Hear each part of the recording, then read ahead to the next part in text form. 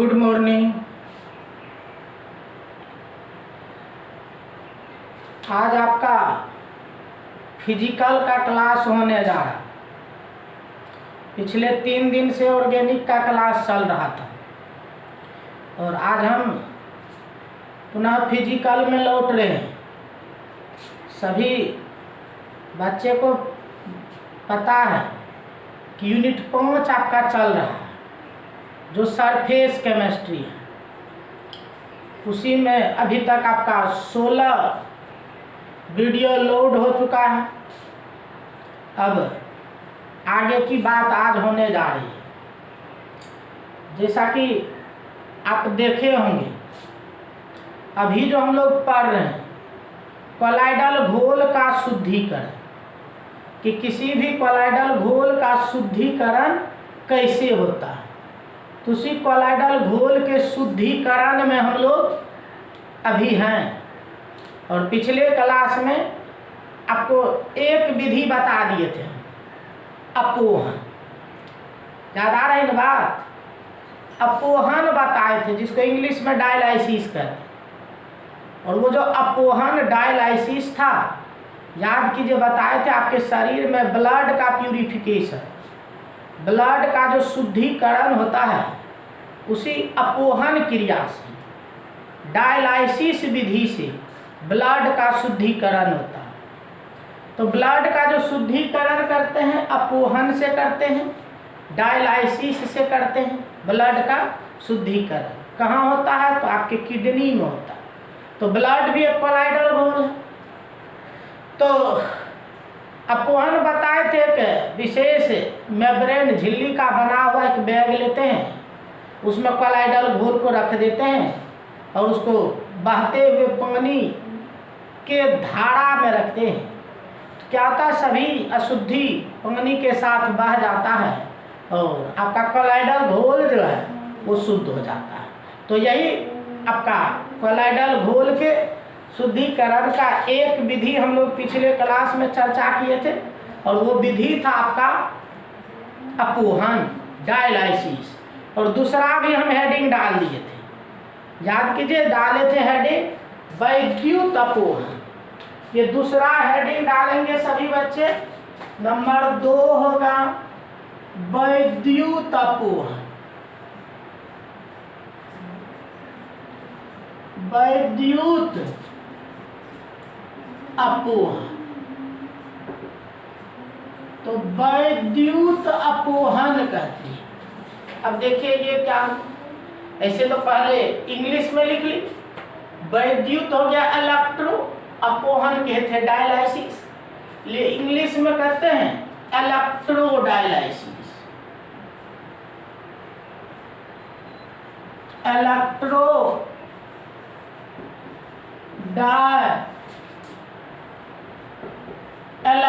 Dialysis, वैद्युत अपोहन बोलते हैं इलेक्ट्रो डायलाइसिस।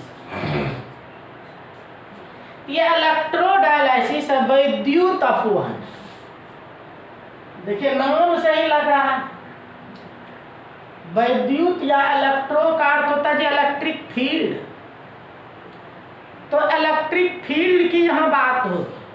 वास्तव में ये जो अपोहन है डायलाइसिस, इसको जब हम लोग वैद्युतीय क्षेत्र में कराते हैं, इलेक्ट्रिक फील्ड में कराते हैं, तो उसी समय हम लोग अपोहन को बोलते हैं वैद्युत अपोहन। बात स्पष्ट हो गई? किसको कहेंगे वैद्युत अपोहन? तो वैद्युत अपोहन उसको कहेंगे जब अपोहन की क्रिया वैद्युतीय क्षेत्र में हो। If dialysis is carried out in electric field, then this process is termed as electrodialysis. अब कहते इसकी आवश्यकता क्यों पड़ती? तो आवश्यकता इसलिए पड़ती है कि अपोहन की क्रिया जो होती है काफी धीरे धीरे होती है, स्लोली होता है अपोहन। उसी के रेट को फास्ट करने के लिए, तीव्र करने के लिए, अगर अपोहन चाहते हैं तीव्र गति से हो तो हम लोग फिर उसको इलेक्ट्रिक फील्ड में करते हैं तो फिर वो तीव्र हो जाती है। तो मेन इसीलिए इसको इलेक्ट्रिक फील्ड में करते हैं, अपोहन की क्रिया को तीव्र करने के लिए। जब इलेक्ट्रिक फील्ड का उपयोग करते हैं तो हम लोग इसको वैद्युत अपोहन कहते हैं। तो चलिए अब लिख डालिए, लिखिए कैरो देखें। जब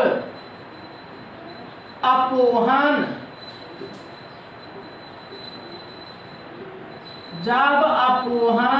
की क्रिया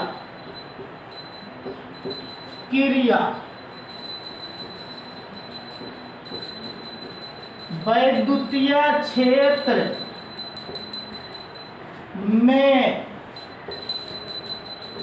होता है, तो जब अपोहन की क्रिया वैद्युतीय क्षेत्र में होता है तो इसे वैद्युत अपोहन कहते हैं। तो वैद्युतीय क्षेत्र में होता है तो इसको वैद्युत अपोहन कहते हैं। इंग्लिश वाले भी लिख ली, if dialysis is carried out in an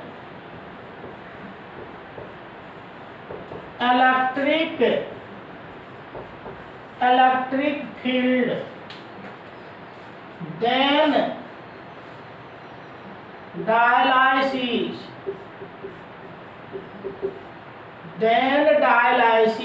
is termed as electrodialysis।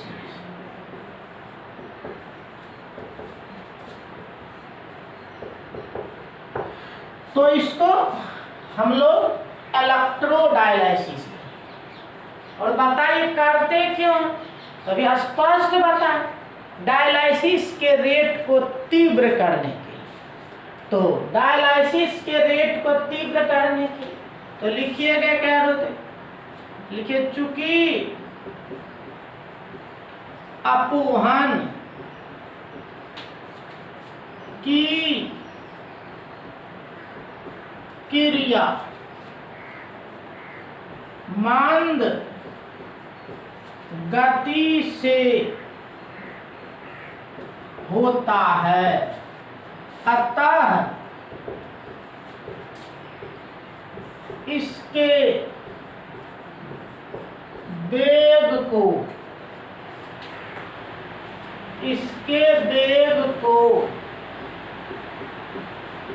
तीव्र करने के लिए इसे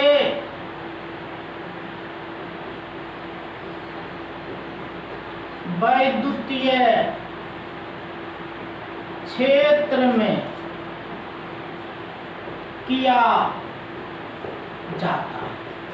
देखिए इसी तरह करते तो इंग्लिश में लिख ली, to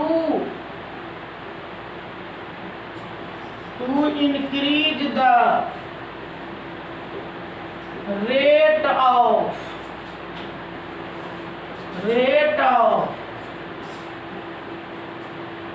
dialysis, to increase the rate of dialysis, it is carried out in electric field।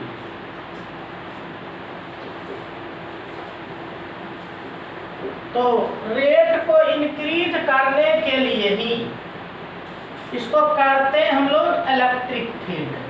तो ये रहा आपका वैद्युत अपोहन, बहुत आसान सी बात है।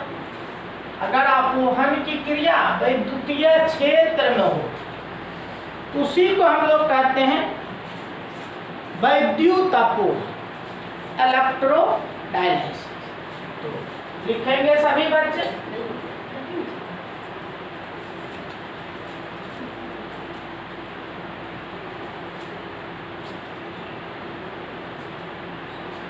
तो ये दूसरा हो गया, वैद्युत अपोहन की बात हो। चलिए आगे पुनः बढ़ते।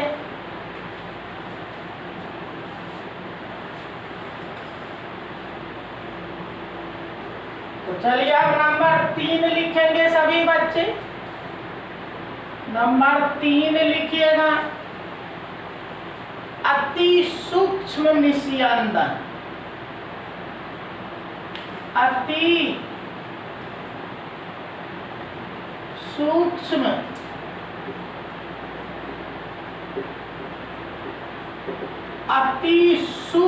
निस्यंदन। तो अति सूक्ष्म निस्यंदन ये है। अति सूक्ष्म निस्यंदन, अति सूक्ष्म निस्यंदन इंग्लिश में कहते हैं अल्ट्रा फिल्टरेशन।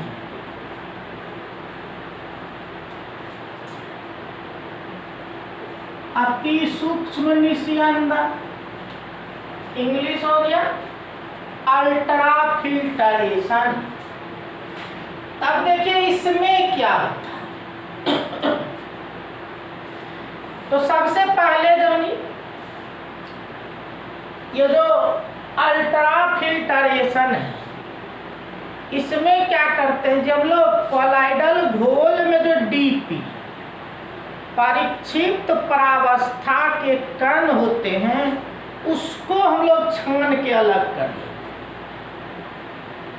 ये जो विधि है आपका अति सूक्ष्म निस्यंदन, इस विधि में कोलाइडल सॉल्यूशन में जो कण है घुल, जिसको हम लोग डीपी या परिक्षिप्त प्रावस्था कहे थे, उस कण को एक उपयुक्त फिल्टर पेपर, जिसको आप निस्यंदक भी कहते, उसकी सहायता से छानकर हम लोग अलग कर लेते हैं। तो उसी को हम लोग कहते हैं अति सूक्ष्म निस्यंदक। यही ये। तो लिखिएगा, लिखिए इस विधि में एक उपयुक्त, इस विधि में एक उपयुक्त फिल्टर पेपर या निस्यंदक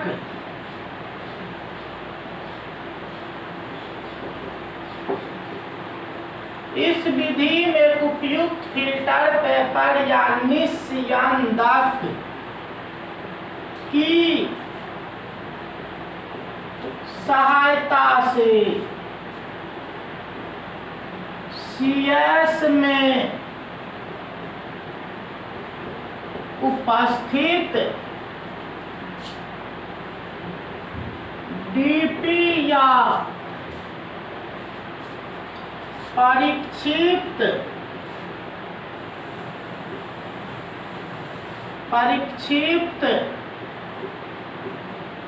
प्रावस्था के कण को छान कर अलग करते हैं। यही देखिए, इस विधि में एक उपयुक्त फिल्टर पेपर लेते हैं या निस्यंदक लेते हैं, उसकी सहायता से CS में उपस्थित डीपी या परिक्षिप्त प्रावस्था के कण को छानकर अलग करते हैं। तो यही है अति सूक्ष्म निस्यंदन।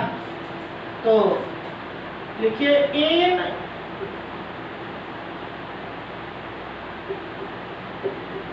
in this process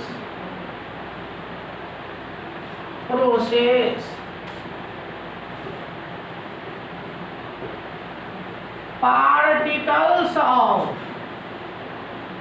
dp और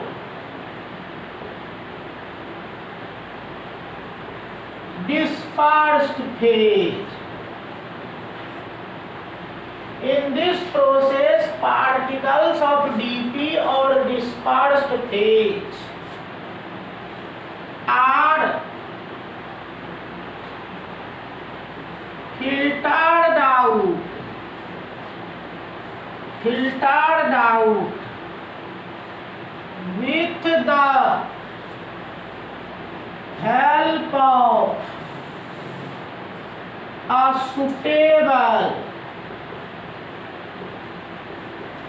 with the help of a suitable filtered paper.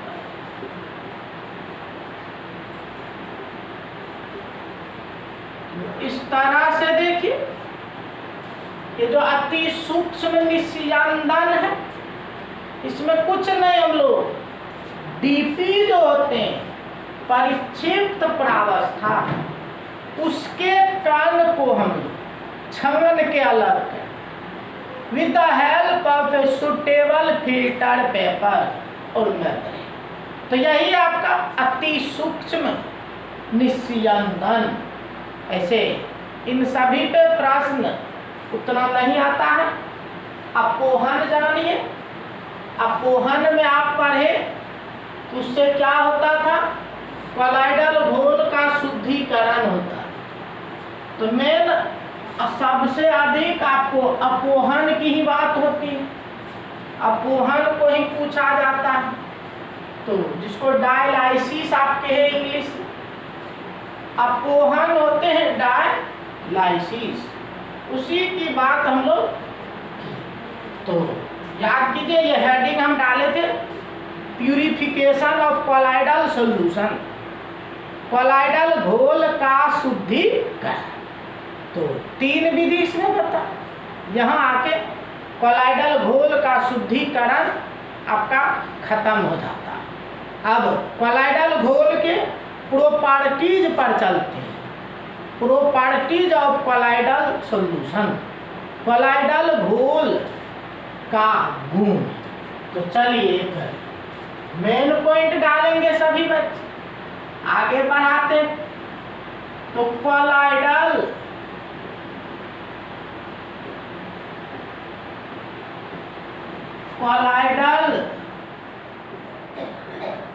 घोल का गुण। तो कोलाइडल घोल का गुण। तो अब आइए इसी गुण की चर्चा करते। इंग्लिश में भी लिख लीजिए,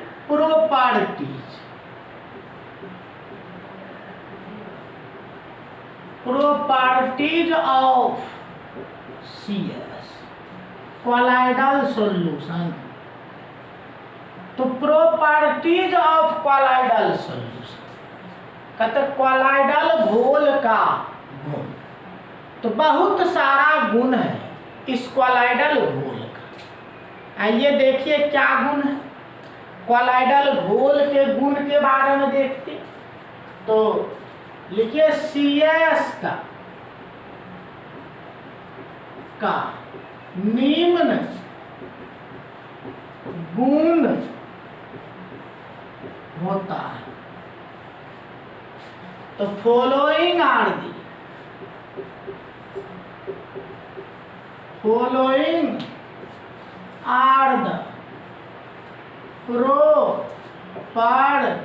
properties of CS। तो following are the properties of CS, colloidal घोल का निम्न गुण होता। अब आइए कौन सा गुण होता है इस कॉलाइडल घोल के गुण के बारे में देखते। तो कॉलाइडल घोल का गुण, तो नंबर 1 लिखिए, अनुसंख्यक गुण, अनुसंख्यक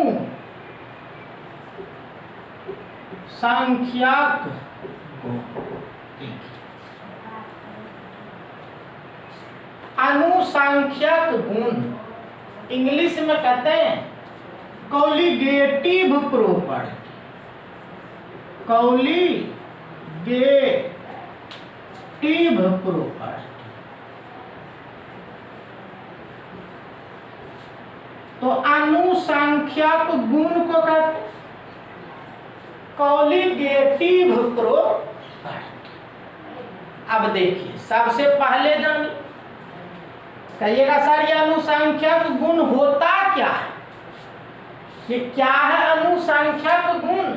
ये कॉलिगेटिव प्रॉपर्टी। तो पहले जानिए इस अनुसंख्यक गुण के बारे में। आपको यूनिट 2 में डिटेल से पढ़ना। यूनिट 2 में देखिएगा 2 पार्ट आपका पढ़ना है, जिसमें एक पार्ट यही है अनुसंख्यक गुण, कॉलिगेटिव प्रॉपर्टी। तो बहुत हाईलाइटेड टॉपिक होता है, बहुत अधिक प्रश्न यहाँ से पूछा जाता है। उस यूनिट 2 से रिलेटेड ये बात है। तो बहुत सारी बात यहाँ से आपके परीक्षा में आता है। वो तो यूनिट 2 आप पढ़िएगा तो वहाँ पूरी कहानी डिटेल से आपको मिलेगी। लेकिन अभी थोड़ी सी जानकारी हम लोग लेते हैं, आखिर ये अनुसंख्यक गुण है क्या। तो जानिए, कुछ गुण घोल का जो होता है उसमें उपस्थित कण की संख्या पर निर्भर करता है। Some properties of any solution depends only on the number of particles present in that solution. तो घोल के वैसे प्रॉपर्टी को अनुसंख्यक प्रॉपर्टी कहते, गुण कहते हैं, जो केवल घोल में उपस्थित कण की संख्या पर निर्भर करते, बाकी और किसी चीज पर निर्भर नहीं करेगा। Only depends on the number of solute particles, that is dp particles। तो dp के कण की संख्या पर जब केवल निर्भर करेगा तो that properties of solution is called colligative property। तो बात स्पष्ट हो गई। अगर प्रॉपर्टी कॉलिगेटिव प्रॉपर्टी है तो वो निर्भर करेगा केवल घोल में उपस्थित कण की संख्या। बात स्पष्ट हो गई, सभी बच्चे समझ गए होंगे। और ये जो प्रॉपर्टी है 4 होते हैं। कॉलिगेटिव प्रॉपर्टी जो होते हैं जी, अनुसंख्यक गुण होते 4 होते हैं, जो कि चारों को डिटेल से आपको पढ़ना है। उसमें हिसाब सब मिलेगा यूनिट 2, जिसमें कहते हैं पारासरणी दाब, दूसरा कहते हैं वाष्प दाब का अवनमन, तीसरा कहते हैं क्वथनांक का उन्नयन, और चौथा कहते हैं हिमांक का अवनमन। These are 4 colligative properties। ये 4 कॉलिगेटिव प्रॉपर्टी हैं जो कि हम लोग यूनिट 2 में डिटेल से पढ़ें। अभी इतनी बात को हम लोग लिख लेते हैं। चलिए सभी बच्चे लिखेंगे। लिखिए, घोल के उस गुण को अनुसंख्यक गुण कहते हैं, जो केवल घोल में उपस्थित कण की संख्या पर निर्भर करता है। तो घोल के उस गुण को अनुसंख्या गुण कहते हैं जो केवल घोल में उपस्थित कण की संख्या पर निर्भर करता है। तो those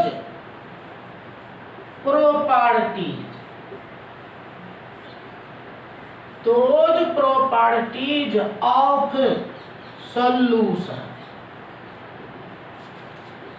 are termed as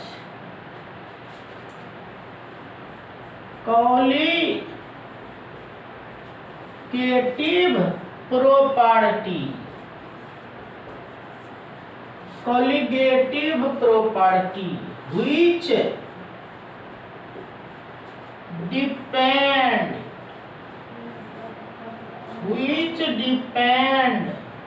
only on the number of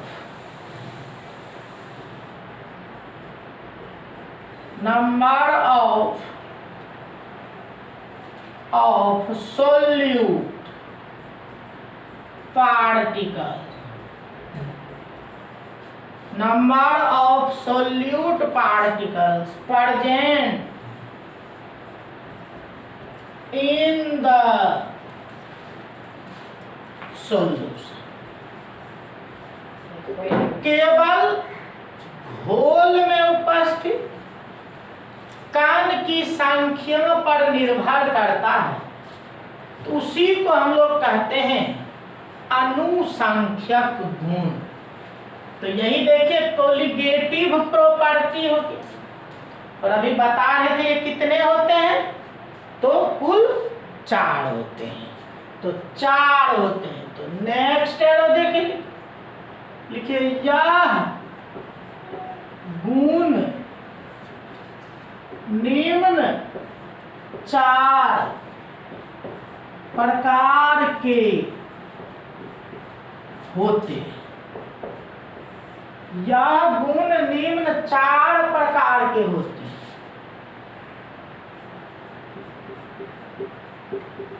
Following are 4 types of these properties।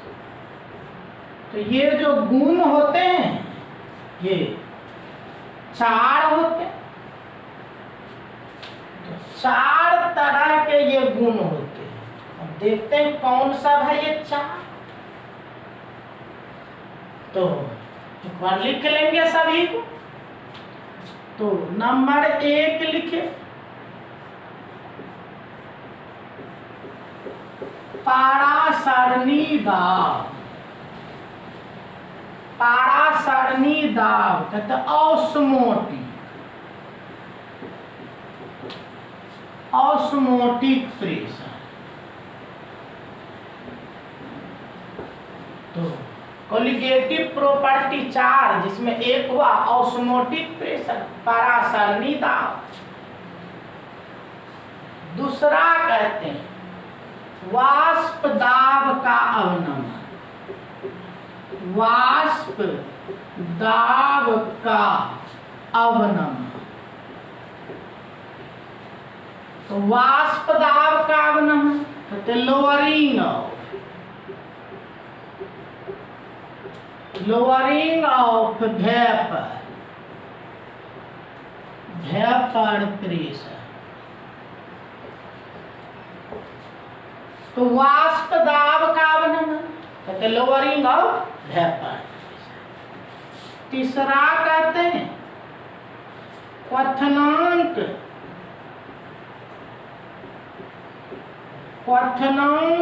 का उन्नयन। क्वथनांक का उन्नयन इंग्लिश कहते हैं एलिवेशन ऑफ बॉइलिंग पॉइंट।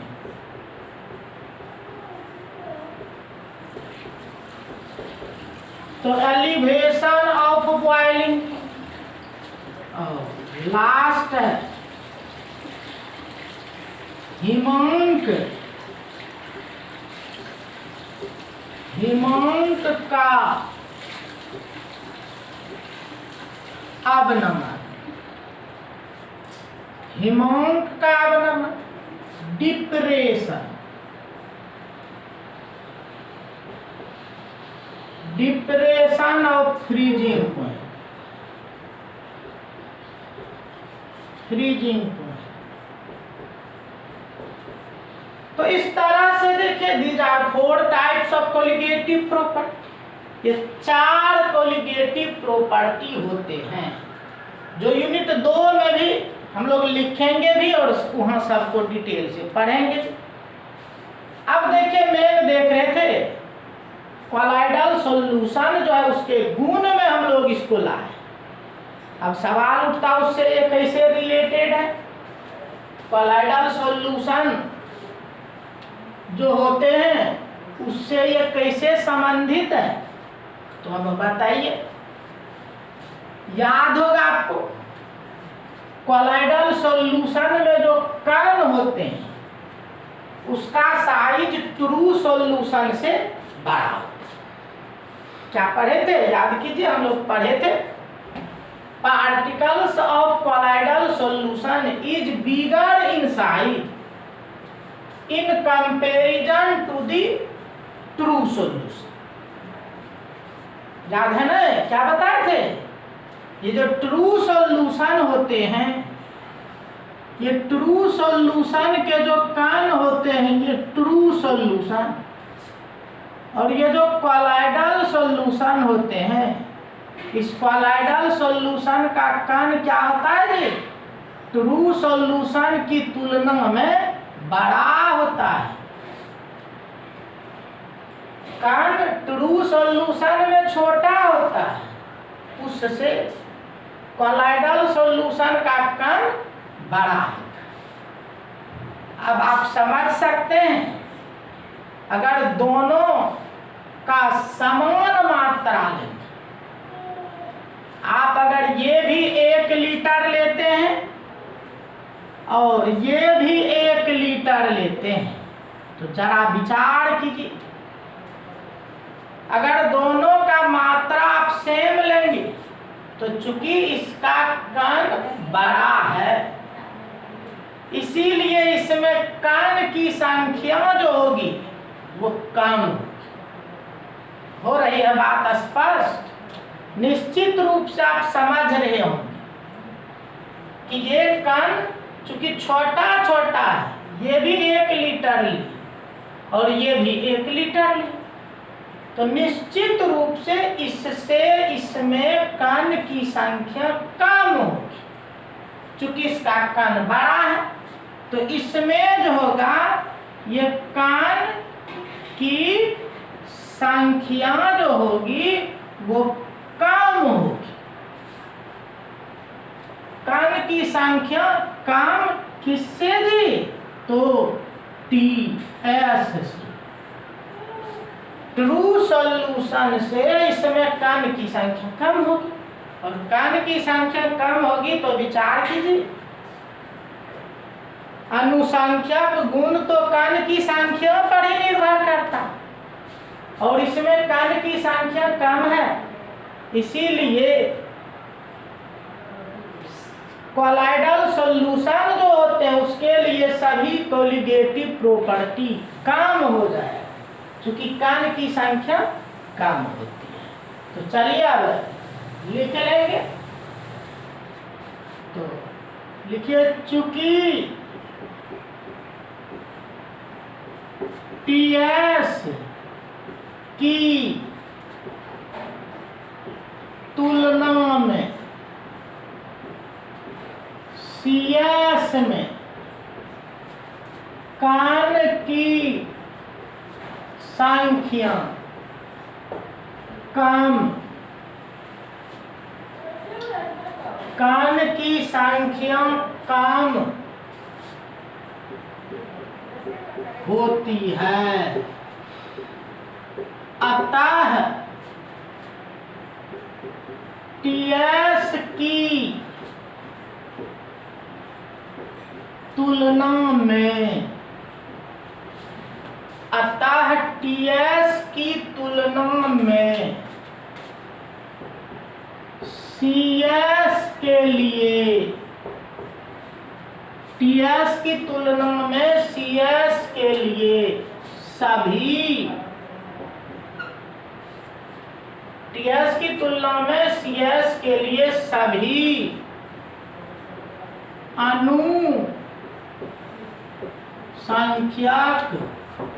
गुण कम होगा। स्पष्ट हो गई बात। तो इंग्लिश वाले भी लिख दिए, since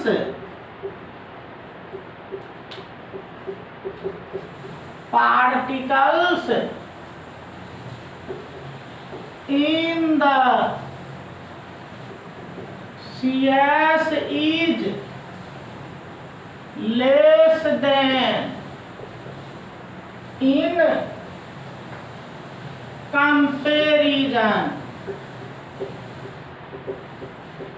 comparison to the TS. Since particles in the CS is particles in the CS is less than in comparison to the TS. So all colligative property. So all colligative property are less for CS. तो CS के लिए सभी colligative property क्या होगा? तो ये कम होगा। तो चलिए एक बात हम लोग आज कर ली, कोलाइडल सॉल्यूशन के गुण को हम लोग देखें, जिसमें एक गुण हम लोग देखे अनुसंख्यक गुण, अनुसंख्यक गुण कहते हैं, कोलिगेटिव प्रॉपर्टी कहते हैं। चलिए एक कम एक गुण आपका हो गए। अब आगे बढ़ते हैं।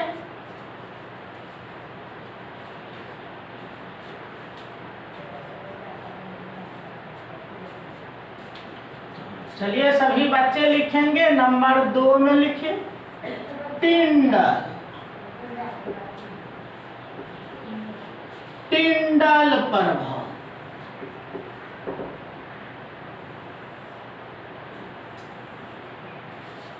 कहते टिंडल प्रभाव। अब आइए, काफी हाईलाइटेड टॉपिक है ये, टिंडल इफेक्ट। टिंडल इफेक्ट बहुत अधिक पूछता आपके परीक्षा में। इसको आपके परीक्षा को अगर देखते हैं तो ये काफी महत्वपूर्ण हो जाता है परीक्षा के लिए। बहुत बार आ चुका है यहाँ से प्रश्न इस टिंडल प्रभाव। तो टिंडल प्रभाव, टिंडल तो नाम है, प्रभाव जानते हैं आप, इफेक्ट कहते हैं, इसलिए टिंडल इफेक्ट, टिंडल प्रभाव। तो जानिए ये जो टिंडल प्रभाव is possible only in colloidal solution. ये केवल कोलाइडल सॉल्यूशन में होता है, ट्रू सॉल्यूशन और सस्पेंशन में नहीं होता। Is possible only in colloidal solution. तो पहले लिखेंगे इस प्रभाव के बारे में टिंडल ने बताया था। तो इस प्रभाव के बारे में टिंडल ने बताया था। नेक्स्ट लिखें, लिखिए concept of this effect was given by Tyndall। तो concept of this effect was given by Tyndall। Tyndall concept दिया। नेक्स्ट लिखे, यह प्रभाव केवल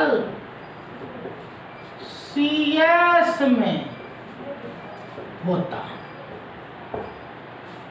ये प्रभाव CS में होता है जी, कोलाइडल घोल में होता है।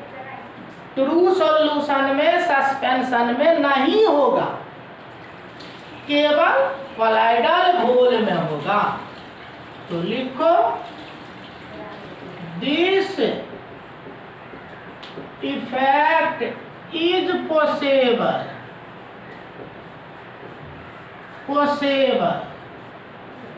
Only in CS। तो केवल कोलाइडल घोल में ये होता है, कोलाइडल घोल में होता है, ट्रू सॉल्यूशन में और सस्पेंशन में नहीं। अब कहिएगा सर ये होता क्या है, क्या है ये टिंडल प्रभाव? तो आइए अब समझते हैं। बहुत अच्छी तरह से आप समझ सकते हैं।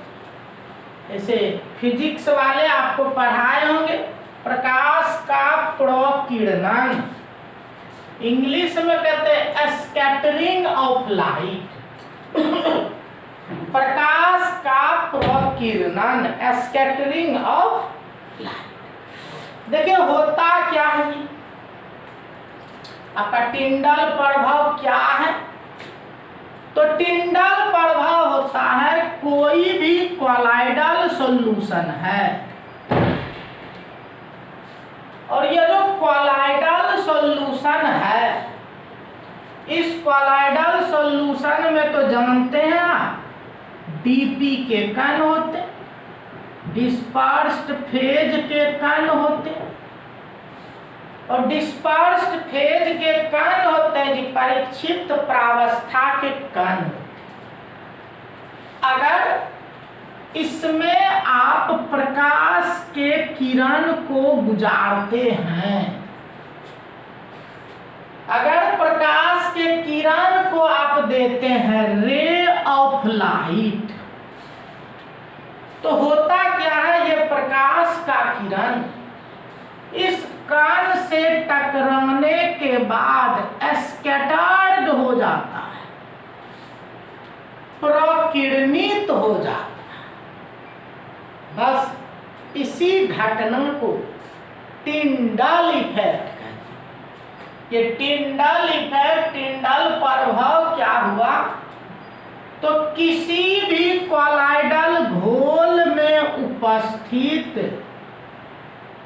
डीपी के कण के द्वारा प्रकाश के किरण को प्रकीर्णित करने की जो घटना होती है, इसी घटना को हम लोग कहते हैं टिंडल प्रभाव। यही है टिंडल इफेक्ट। तो प्रकीर्णित होता है डीपी के कण के द्वारा प्रकाश का किरण, तो इस घटना को ही हम लोग कहते हैं टिंडल इफेक्ट। तो ये टिंडल इफेक्ट।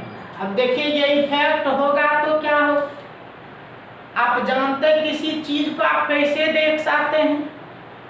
क्या था, प्रकाश के स्रोत से प्रकाश निकलता है और आपके आंख से टकराने के वो प्रकाश के स्रोत से प्रकाश निकलता, किसी ऑब्जेक्ट से टकराता और वहां से रिफ्लेक्ट होकर जब आपके आंख तक पहुंचता है तो आप उस चीज को देख लेते हैं।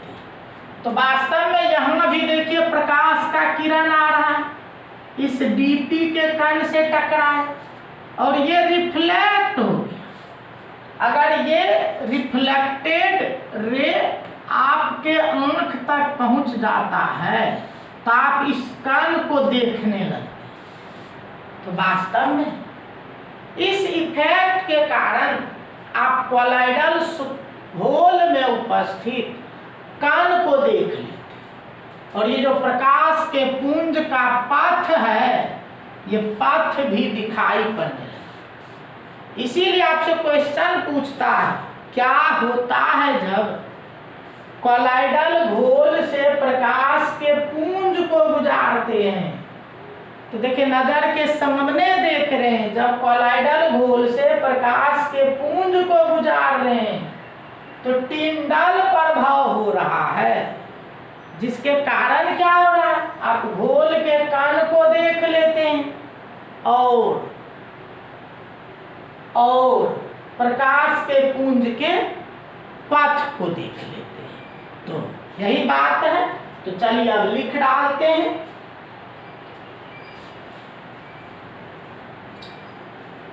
तो लिखिएगा, CS में उपस्थित DP के कण के द्वारा, CS में उपस्थित DP के कण के द्वारा प्रकाश के किरण को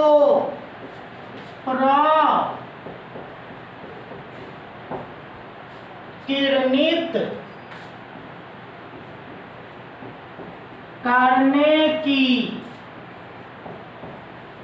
घटना, CS में उपस्थित DP के कण के द्वारा प्रकाश के किरण को प्रकिरणित करने की घटना को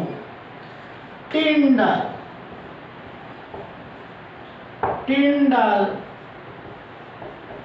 प्रभाव कहते हैं। तो इसी को टिंडल प्रभाव कहते हैं। तो यही है टिंडल प्रभाव। तो लिखिएगा, the process of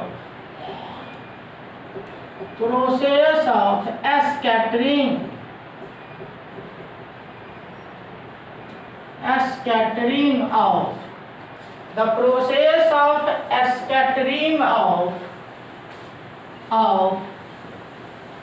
ray of light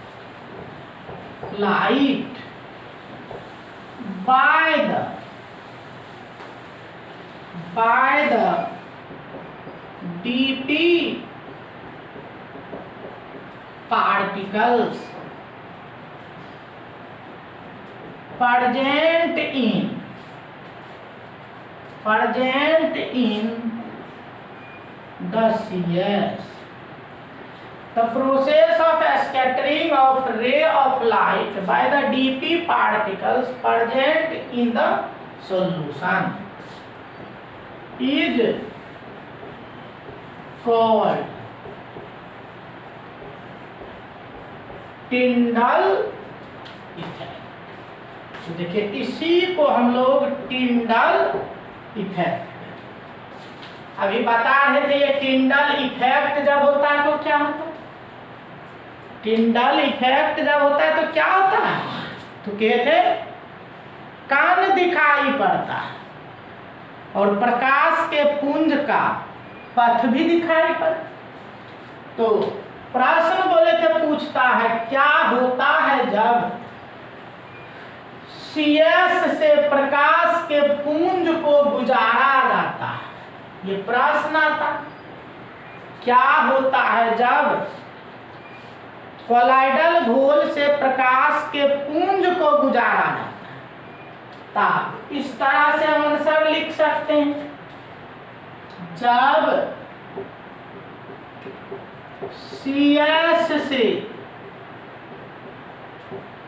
प्रकाश के पुंज को गुजारा जाता है तो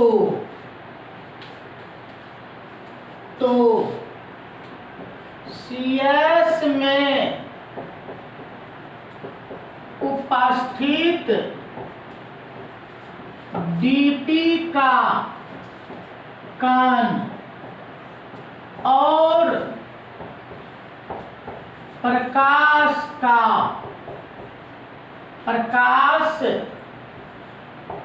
के पुंज प्रकाश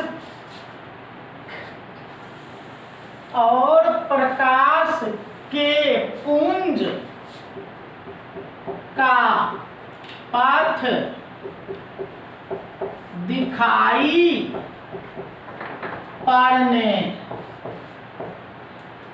लगता है। तो देखिए यही डायरेक्ट हम ऐसा ही समझिए लिख दिए कि टिंडल प्रभाव जो होता है ये प्रकाश के किरण को गुजरने पर क्या होता है, इंग्लिश में भी लिख सकते। If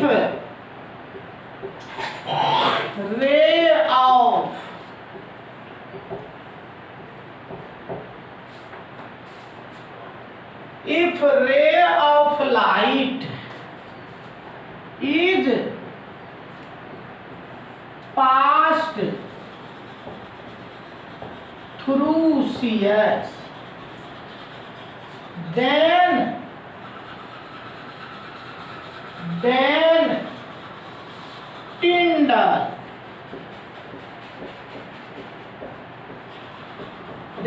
Tyndall effect takes place. So if ray of light is passed through CS, then Tyndall effect takes place. लिखेगा due to this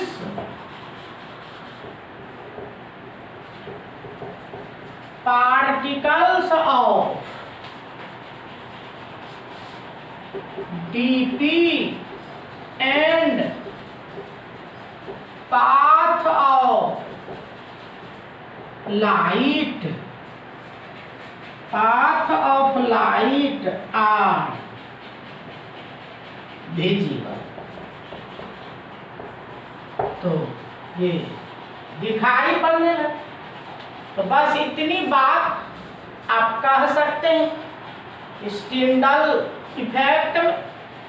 तो बहुत महत्वपूर्ण बात है ये टिंडल प्रभाव। डिटेल से आपको बता प्रश्न आएगा कौन है जो कोलाइडल घोल में होता, उसमें ये भी आता टिंडल प्रभाव की घटना कोलाइडल घोल में होती। तो दूसरा हम लोग कर ली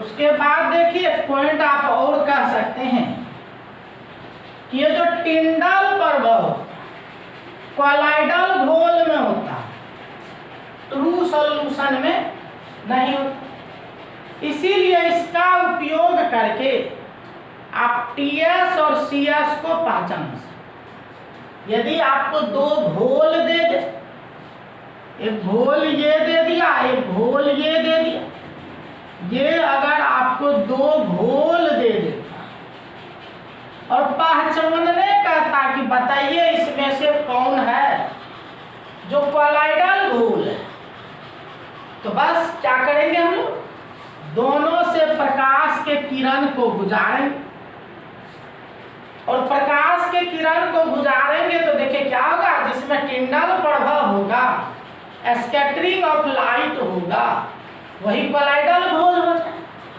और जिसमें नहीं होगा वो ट्रू सॉल्यूशन हो जाए। इस तरह से देखिए आप पहचान भी सकते हैं। तो लिखिए नेक्स्ट, लिखिए चूंकि यह प्रभाव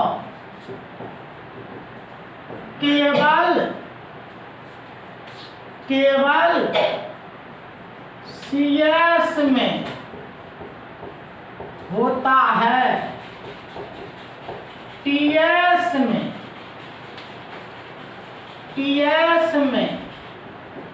नहीं होता है। अतः इस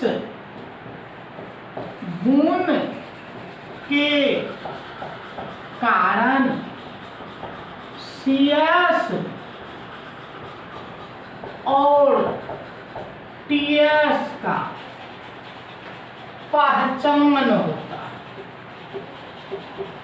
पहचान होता है। तो कहते हैं since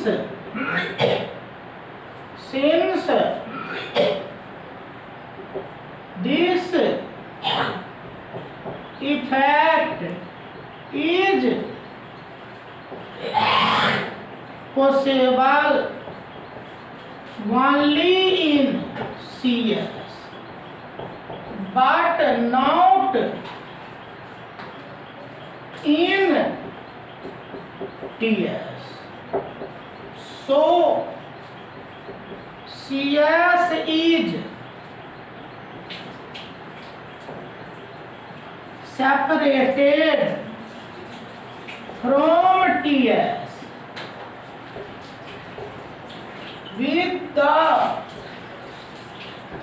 help of this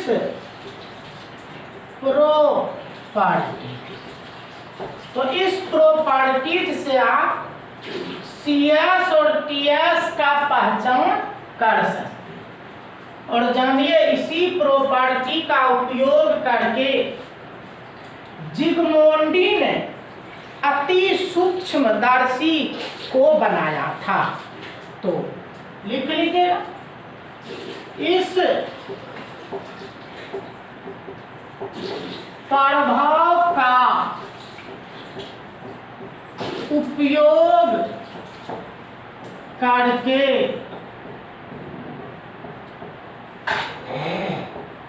जिगमोंडी ने इस प्रभाव का उपयोग करके जिगमोंडी ने अति सूक्ष्मदर्शी अति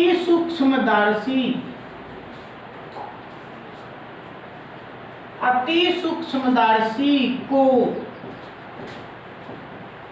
बनाया था। तो इसका उपयोग करके जिगमोंडी बनाया था अति सूक्ष्मदर्शी। तो with the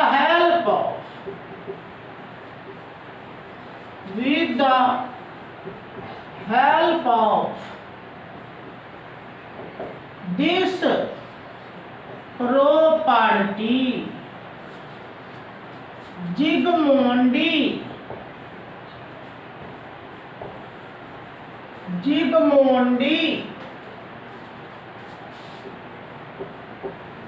made ultra microscope.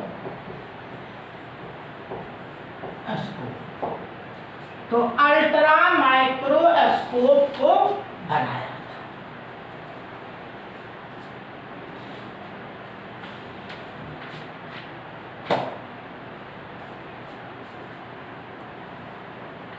तो इस तरह से दूसरी बात कर लिया। नंबर 3 लिखिए, CS का रंग, CS का रंग कलर, कलर ऑफ CS का रंग कहते कलर ऑफ CS। तो CS का रंग कहते हैं कलर ऑफ CS का।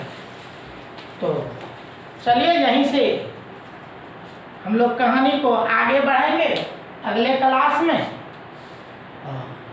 अब अगला क्लास आपका कल जो होगा यहीं से शुरू होगा। पता है आपको, मंडे और ट्यूसडे को ऑर्गेनिक की बात होती है, लेकिन इस वीक में एक दिन अतिरिक्त हो गया। चलिए, कोई परेशानी नहीं है, आप उसको ऑर्गेनिक वाले में लिखेंगे। लेकिन पुनः ये फिजिकल की बात हुई है, आपको फिजिकल कॉपी में लिखना है। तो बहुत सारी बात आज आपको बता दी, और पहले भी बताइए, चैप्टर अब आपका अंत की ओर है, बहुत जल्द खत्म हो जाए। तो ये चैप्टर फिनिश करके फिर हम लोग विचार करेंगे आगे क्या पढ़ें। तो आज आपका क्लास यहीं पे समाप्त होने जा रहा है। अगले दिन पुनः मिलेंगे, तब तक के लिए सभी बच्चे को धन्यवाद।